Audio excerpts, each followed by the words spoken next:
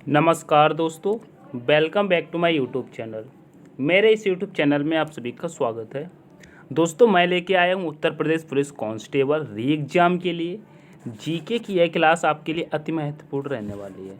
दोस्तों, यह जीके की class Uttar Pradesh police constable के लिए यानी कि यूपीपी, ठीक है, री एग्ज़ाम, ये जो री एग्ज़ाम होने वाला है मेरे प्यारे साथियों, उसके पैटर्न पर रहने वाली यह क्लास अति महत्वपूर्ण है। ठीक है, अगर आप यूपी एसआई की तैयारी करते फिर भी यह क्लास आप देख सकते हैं। ठीक है, तो स्टार्ट करेंगे पहले प्रश्न से। पहला प्रश्न हमारा कहता है मेरे प्यारे साथियों, कह रहा है निम्नलिखित में से कौन सा नृत्य महाराष्ट्र राज्य का लोक नृत्य है। महाराष्ट्र राज्य का लोक नृत्य है, बताइए। घूमर, भांगड़ा, गरबा या दोस्तों धनगरी गाजा, बताइए क्या हो जाएगा। घूमर की बात करते मेरे प्यारे साथियों, यह किस राज्य से संबंधित होता है, तो कहेंगे यह मेरे प्यारे साथियों राजस्थान से। किससे है? राजस्थान से हो जाएगा। पंजाब की भांगड़ा की बात करते मेरे प्यारे साथियों, यह पंजाब राज्य से हो जाता है। अगर गरबा की बात करते मेरे प्यारे साथियों, तो यह गुजरात से हो जाता है। किससे हो जाता है? गुजरात से हो जाता है। अब यहाँ पर महाराष्ट्र राज्य की बात की गई है, तो दोस्तों धनगरी गाजा हमारा करेक्ट हो जाता है। ऑप्शन नंबर डी हमारा एकदम करेक्ट होगा। नेक्स्ट प्रश्न देखेंगे। नेक्स्ट प्रश्न कहता है दोस्तों, कथक शब्द की उत्पत्ति निम्नलिखित में से किस शब्द से हुई है, बताइए। कथक शब्द की उत्पत्ति निम्नलिखित में से किस शब्द से हुई है? कथा से, कथावाचक से, नृत्य मुद्रा से या फिर दोस्तों घंटी से, बताइए किससे हुई है। तो कहेंगे कथक शब्द की उत्पत्ति मेरे प्यारे सब साथियों यह कथा से हुई है। कहाँ से हुई है? कथा से हुई है। अब दोस्तों कथक नृत्य जो होता है यह किस राज्य से संबंधित है, तो कहेंगे यह उत्तर प्रदेश राज्य से संबंधित है, यानी कि यूपी से।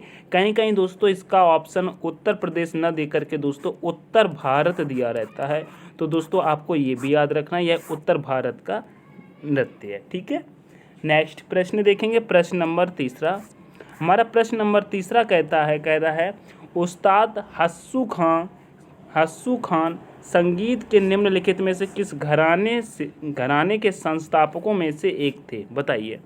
संगीत के किस घराने के संस्थापक में से एक हैं उस्ताद हस्सू खां, बताइए। रामपुर, आगरा, ग्वालियर या दोस्तों पटियाला, बताने की कोशिश करेंगे प्रश्न नंबर तीसरा का।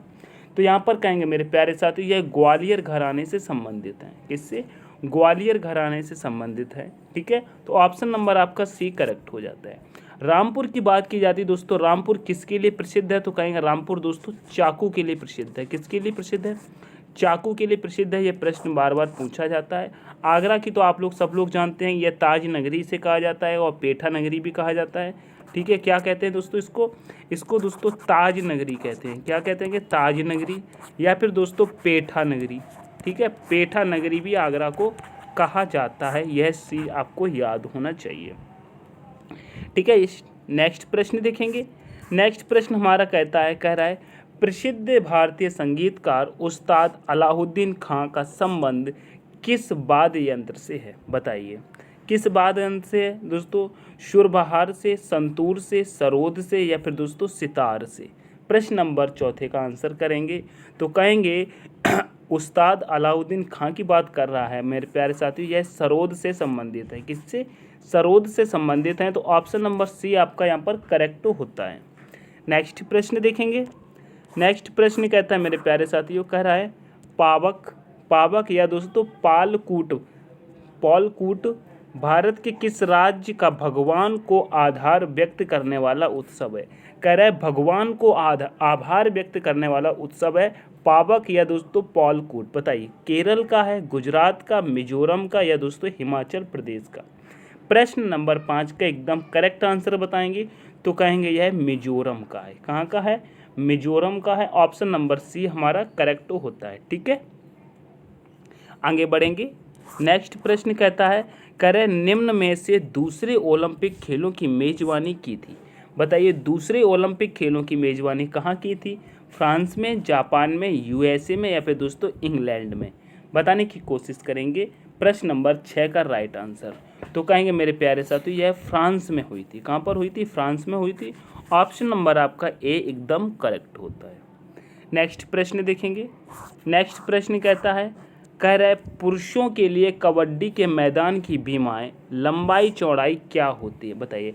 यहाँ पर पुरुषों की बात की गई है तो दोस्तों ध्यान से देखेंगे, 13 मीटर गुणे 10 मीटर, 14 मीटर गुणे 10 मीटर, 12.5 मीटर गुणे 10 मीटर, 14 मीटर गुणे 8 मीटर। पुरुषों की बात की गई है। प्रश्न नंबर 7 का आंसर करेंगे तो कहेंगे 13 मीटर इंटू 10 मीटर, यह पुरुषों की होती है। तो ऑप्शन नंबर हमारा ए एकदम करेक्ट होता है। ठीक है, ऑप्शन नंबर ए करेक्ट होता है। नेक्स्ट प्रश्न देखेंगे। नेक्स्ट प्रश्न कहता है नेक्स्ट प्रश्न कह रहा है, भारत ने अपना एक दिवसीय अंतर्राष्ट्रीय पदार्पण किस वर्ष किया था, बताइए। भारत ने अपना एक दिवसीय अंतर्राष्ट्रीय पदार्पण किस वर्ष किया था? 1971, 1974, 1975 या फिर दोस्तों 1972। प्रश्न नंबर 8 का आंसर करेंगे तो कहेंगे ये 1974 की बात हो रही है, यानी कि दोस्तों 1974 की बात हो रही है। ठीक है, ऑप्शन नंबर बी हमारा एकदम करेक्ट होगा। नेक्स्ट प्रश्न देखेंगे। नेक्स्ट प्रश्न कह रहा है, उत्तर प्रदेश में चंद्रप्रभा वन्यजीव अभ्यारण्य किस जिले में स्थित है? ललितपुर, झांसी, चंदौली, बांदा, बताइए कहाँ पर स्थित है। प्रश्न नंबर 9 का आंसर करेंगे तो कहेंगे चंद्रप्रभा दोस्तों यह चंदौली में स्थित है। कहाँ पर स्थित है? चंदौली में। ऑप्शन नंबर सी हमारा करेक्ट हो जाता है। नेक्स्ट प्रश्न कहता है,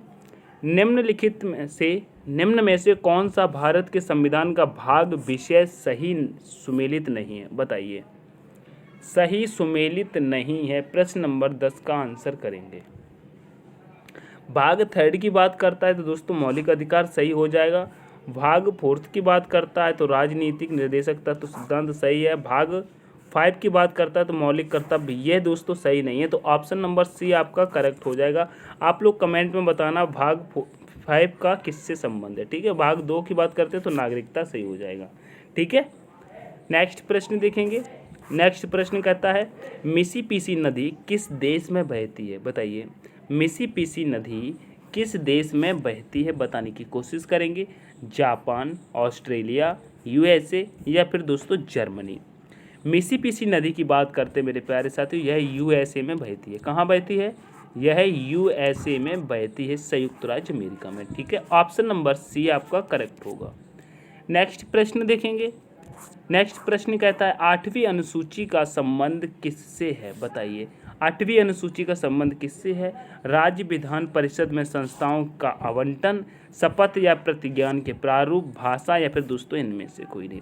हमारे भारतीय संविधान में दोस्तों 12 टोटल अनुसूचियां हैं, जिनमें से 8वीं अनुसूची की बात की जा रही है। तो दोस्तों 8वीं अनुसूची हमारी दोस्तों ये भाषा से संबंधित है, यानी कि लैंग्वेज से। ठीक है, तो ऑप्शन नंबर सी हमारा यहाँ पर करेक्ट होता है। ठीक, नेक्स्ट प्रश्न देखेंगे। नेक्स्ट प्रश्न कहता है भारतीय संविधान में 6ठी अनुसूची के प्रावधान किस राज्य पर लागू होते हैं, बताइए। 6ठी अनुसूची के प्रावधान किस राज्य पर लागू होते हैं बताने की कोशिश करेंगे। गुजरात, छत्तीसगढ़, त्रिपुरा या फिर दोस्तों इनमें से कोई नहीं। 6ठी अनुसूची की बात कर रहा है तो दोस्तों त्रिपुरा हमारा राइट आंसर होना चाहिए। प्रश्न नंबर 13 का सही हो जाएगा, क्या त्रिपुरा हमारा करेक्ट होगा।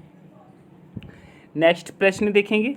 नेक्स्ट प्रश्न कहता है दोस्तों, निम्नलिखित में से कौन सा सही सुमेलित नहीं है। क्या कह रहा है? निम्नलिखित में से कौन सा सही सुमेलित नहीं, बताइए।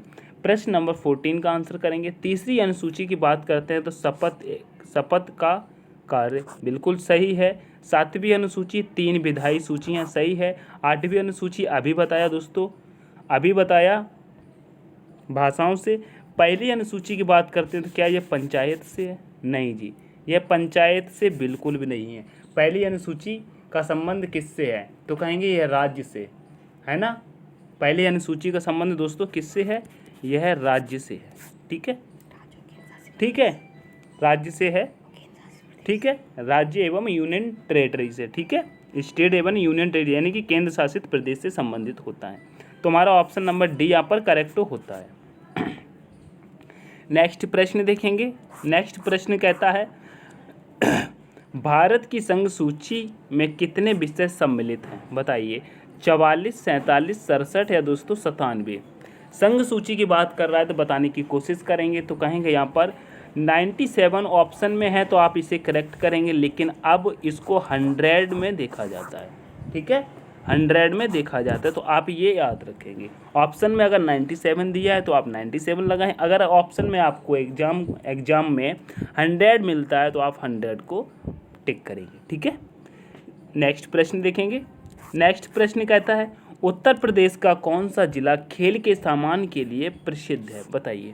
खेल के सामान के लिए बात कर रहा है मेरे प्यारे साथियों। अगर कानपुर की बात करें, इलाहाबाद की, मेरठ की, बरेली की, कानपुर की बात करते तो दोस्तों कहेंगे यह चमड़ा उद्योग के लिए जाना जाता है।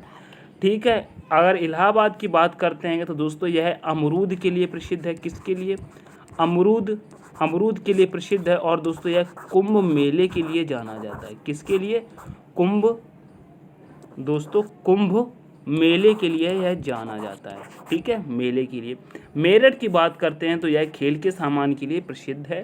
तो ऑप्शन नंबर दोस्तों हमारा सी यहाँ पर करेक्ट होता है। ऑप्शन नंबर सी करेक्ट होता है।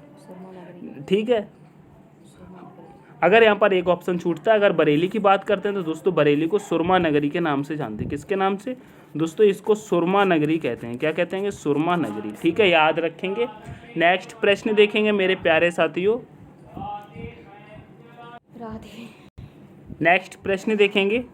नेक्स्ट प्रश्न कह रहा है दोस्तों ऋग्वेद में उल्लेखित दशराज युद्ध किस नदी के तट पर लड़ा गया था? बताइए। दशराज युद्ध की बात कर रहा है दोस्तों। यहाँ पर आपने नदियों के नाम देखे होंगे तो आपको अगर नहीं अच्छे से पढ़ाई की है तो आपको यह क्वेश्चन डिफिकल्ट लग रहा होगा, क्योंकि यहाँ पे सुद्रुति, बिपाशा, परुषणी, बितस्ता नाम दिया हुआ है। आपने गंगा, यमुना, सरस्वती, लूनी, माही ये नदियाँ पढ़ी होंगी। ठीक है, तो यहाँ पर प्रश्न पूछ रहा है दशराज युद्ध किस नदी के तट पर लड़ा गया था? तो यहाँ पर राइट आंसर कहेंगे दोस्तों यह परुषणी नदी के तट पर लड़ा गया था। अब आप लोग बताना परुषणी नदी किस नदी का नाम है? ठीक है, इसमें 4 नदी दी हुई, आपको चारों नदियों के कमेंट करना इनके दूसरे नाम क्या है जो आपने पढ़ रखे हैं। नेक्स्ट प्रश्न देखेंगे। नेक्स्ट प्रश्न कहता है निम्नलिखित में से किसका उल्लेख ऋग्वेद में नहीं है? बताइए। ऋग्वेद में नहीं है। जनपद, जन, ग्राम, कुल बताने की कोशिश करेंगे प्रश्न नंबर 18 का। तो यहाँ पर कहेंगे जो जनपद का बात की जाती है दोस्तों ऋग्वेद में इसका उल्लेख नहीं है, तो ऑप्शन नंबर ए हमारा करेक्ट होगा। नेक्स्ट प्रश्न देखेंगे। नेक्स्ट प्रश्न कहता है स्रोत एवं कर्मकांड के बारे में किस वेद में बताया गया है? बताइए। स्रोत एवं कर्मकांड के बारे में किस वेद में बताया गया है? ऋग्वेद, यजुर्वेद, सामवेद, अथर्ववेद। प्रश्न नंबर 19 का करेंगे तो कहेंगे बताइए किस में बताया गया है? ऋग्वेद में दोस्तों मंत्रों का उल्लेख है। किसका है? मंत्रों का उल्लेख है। सामवेद में दोस्तों संगीत का है। किसका है? संगीत का है। ठीक है, अगर यहाँ पे अथर्ववेद की बात करते हैं मेरे प्यारे साथियों तो इसमें जादू टोना का संबंध है। किसमें? इसमें जादू टोना। ठीक है, याद रखेंगे जादू टोना। ठीक है, अगर यहाँ पे कर्मकांड की बात की गई है तो ये हमारा यजुर्वेद करेक्ट हो जाएगा। ऑप्शन नंबर बी हमारा करेक्ट होता है। सबसे पुराना वेद दोस्तों हमारा ऋग्वेद होता है, याद रखेंगे। नेक्स्ट प्रश्न देखते हैं। कहता है सुद्रुति नदी किसका प्राचीन नाम? अभी मैंने आपसे पूछा था दोस्तों जो प्राचीन नाम और पुराने नाम दूसरे नाम नदियों के वह बताना है। तो यहाँ पर आपका प्रश्न भी आ गया सुद्रुति किस नदी का प्राचीन नाम है? रावी नदी का, ब्यास नदी का, सतलज नदी का या दोस्तों घग्गर नदी का? बताने की कोशिश करेंगे प्रश्न नंबर 20 का। तो कहेंगे ये जो सतलज नदी है इसी का पुराना नाम दोस्तों सुद्रुति नदी है। एक प्रश्न पूछा जाता है सतलज नदी अपनी सबसे ज़्यादा लंबाई किस राज्य में तय करती है? तो कहेंगे सबसे लंबी और सबसे ज़्यादा बहने वाली सतलज नदी यह दोस्तों पंजाब राज्य में बहती है। कहाँ पर? पंजाब राज्य में बहती है। और यह पंजाब राज्य को दोस्तों 5 नदियों की भूमि कहा जाता है। क्या कहा जाता है? 5 नदियों की भूमि कहा जाता है। क्या कहा जाता है? 5 नदियों की भूमि भी 5 नदियों की भूमि भी कहा जाता है, याद रखेंगे। नेक्स्ट प्रश्न देखेंगे मेरे प्यारे साथियों। नेक्स्ट प्रश्न कहता है डोडा बेटा चोटी निम्नलिखित में से किस पहाड़ी श्रृंखला पर स्थित है? बताइए। कार्डमम की पहाड़ियाँ, अन्नामलाई की पहाड़ियाँ, नल्लामाला की पहाड़ियाँ, दोस्तों नीलगिरी की पहाड़ियाँ। बताने की कोशिश करेंगे। प्रश्न नंबर 21 का तो कहेंगे जो डोडा बेटा की बात कर रहा है मेरे प्यारे साथियों, यह नीलगिरी की पहाड़ियों पर स्थित है। ठीक है, ऑप्शन नंबर डी हमारा करेक्ट होता है। नेक्स्ट प्रश्न कहता है गुरु शिखर चोटी किस राज्य की सबसे ऊंची चोटी है? बताइए, गुरु शिखर चोटी किस राज्य की सबसे ऊंची चोटी है? तमिलनाडु, राजस्थान, नागालैंड, मध्य प्रदेश। प्रश्न नंबर 22 का आंसर करेंगे तो कहेंगे यह राजस्थान की है। ठीक है, नेक्स्ट प्रश्न कहता है निम्न प्रदेशों में से किस प्रदेश में इलायची पहाड़ियाँ स्थित हैं? बताइए, इलायची पहाड़ियाँ कहाँ स्थित है? तमिलनाडु, कर्नाटक, केरल, आंध्र प्रदेश। बताने की कोशिश करेंगे। प्रश्न नंबर, तो यहाँ पर हमारा राइट आंसर हो जाता है मेरे प्यारे साथियों, कर्नाटक राज्य में इलायची पहाड़ियाँ स्थित है। ऑप्शन नंबर बी हमारा करेक्ट होता है। सॉरी, इलायची पहाड़ियाँ मेरे प्यारे साथियों यह कर्नाटक में नहीं मेरे प्यारे साथियों, यह केरल में होना चाहिए। इलायची पहाड़ियाँ दोस्तों केरल में स्थित है। ऑप्शन नंबर सी आपका करेक्ट होगा। ठीक है, क्या होगा? ऑप्शन नंबर सी करेक्ट होगा। नेक्स्ट प्रश्न देखते हैं। नेक्स्ट प्रश्न कह रहा है मिरी पहाड़ियाँ किस राज्य में स्थित हैं? बताइए, मिरी पहाड़ियाँ किस राज्य में स्थित हैं? मेघालय, तमिलनाडु, अरुणाचल प्रदेश, झारखंड। बताने की कोशिश करेंगे। प्रश्न नंबर 24 का तो कहेंगे यह अरुणाचल प्रदेश में स्थित है। कहाँ पर स्थित है? अरुणाचल प्रदेश में स्थित है। ठीक है, नेक्स्ट प्रश्न कहता है मेरे प्यारे साथियों, कह रहा है पटकाई की पहाड़ियाँ भारत को अलग करती हैं। बताइए, पटकाई की पहाड़ियाँ भारत को अलग करती हैं, किससे अलग करती हैंगी? चीन से, म्यांमार से, पाकिस्तान से या दोस्तों बांग्लादेश से। प्रश्न नंबर 25 का आंसर करेंगे तो कहेंगे म्यांमार को अलग करते हैं। ठीक है, म्यांमार को अलग करते हैं। ऑप्शन नंबर बी आपका करेक्ट होगा। नेक्स्ट प्रश्न कहता है भारत में वर्तमान राष्ट्रीय आय की गणना का आधार वर्ष है। दोस्तों आधार वर्ष की बात कर रहा है 2004 से 5, 2021 से 22, 2011 से 12, 2017 से 18। बताने की कोशिश करेंगे। तो यहाँ पर हमारा राइट आंसर क्या हो जाएगा? राष्ट्रीय वर्तमान की बात कर रहा है मेरे प्यारे साथियों, तो यहाँ पर राइट आंसर हमारा होना चाहिए दोस्तों option number C. Option number C हमारा करेक्ट हो जाएगा, 2011 से 12। ठीक है, ऑप्शन नंबर सी करेक्ट होगा। नेक्स्ट प्रश्न देखेंगे। नेक्स्ट प्रश्न कह रहा है भारत की राष्ट्रीय आय में किस क्षेत्र का योगदान सर्वाधिक है? बताइए, भारत की राष्ट्रीय आय में किस क्षेत्र का योगदान सर्वाधिक है? कृषि क्षेत्र का, उद्योग क्षेत्र का, सेवा क्षेत्र का, उपरोक्त में से कोई नहीं। प्रश्न नंबर 27 का आंसर करेंगे तो कहेंगे सेवा क्षेत्र का। ठीक है, ऑप्शन नंबर सी करेक्ट होगा। नेक्स्ट प्रश्न कहता है हीटर की स्प्रिंग किस धातु की बनी होती है? बताइए, तांबा, नाइक्रोम, सिलिकॉन, टंगस्टन। बताइए, तो कहेंगे यहाँ पर राइट आंसर हो जाएगा दोस्तों हीटर की स्प्रिंग दोस्तों यह नाइक्रोम की बनी हुई होती है। ऑप्शन नंबर बी आपका करेक्ट होगा। नेक्स्ट प्रश्न कहता है सकल राष्ट्रीय आय कुल जनसंख्या में भाग देने पर प्राप्त होता है। बताइए, प्रति व्यक्ति उत्पाद, प्रति व्यक्ति उपभोग, प्रति व्यक्ति आय, वास्तविक प्रति व्यक्ति आय। बताइए क्या होगा? प्रश्न नंबर 29 का तो कहेंगे प्रति व्यक्ति आय हमारी प्राप्त होती है। ठीक है, नेक्स्ट प्रश्न देखेंगे। नेक्स्ट प्रश्न कह रहा है निम्नलिखित में से कौन वेक्टर परिमाण है? बताइए, निम्नलिखित में से कौन वेक्टर परिमाण है? बल, दाब, ऊर्जा, तापक्रम। तो कहेंगे बल हमारा वेक्टर परिमाण है। ठीक है, ऑप्शन नंबर ए करेक्ट होता है। तो मेरे प्यारे साथियों आज की क्लास को यहीं तक देखते हैं, प्रश्न नंबर 23 तक, जो कि दोस्तों यूपी पुलिस के आधार पर इन प्रश्नों को रखा गया है जो री एग्जाम होने वाला है। यह क्लास अगर दोस्तों आपको पसंद आती है तो क्लास को लाइक करके दोस्तों अपने दोस्तों के साथ शेयर जरूर करेंगे। अगर आप लोग हमारे चैनल पर नए हैं, अभी तक चैनल को सब्सक्राइब नहीं किया तो चैनल को सब्सक्राइब जरूर करेंगे। ठीक है, अगर आपको इस क्लास की पीडीएफ चाहिए दोस्तों, पीडीएफ चाहिए तो मैंने वीडियो के डिस्क्रिप्शन में टेलीग्राम का लिंक दे रखा है।